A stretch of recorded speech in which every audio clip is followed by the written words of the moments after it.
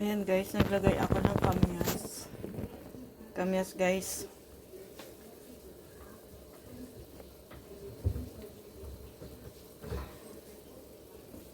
Ayan.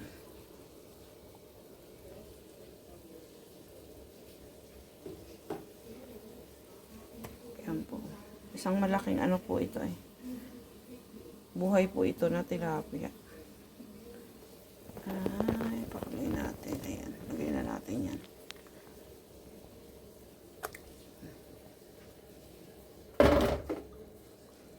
Para fresh.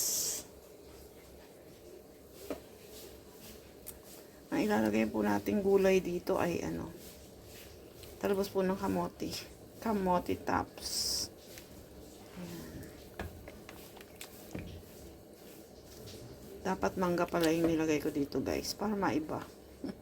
Marami na kasi akong ganitong upload na ano, tilapia na with kamyas. Kaso, nakakuha na para si Modesto. Madami kasi kami dito niyan guys. Ayan. Instead na sinigang mix yung ilalagay ko, ito na lang para healthy pa.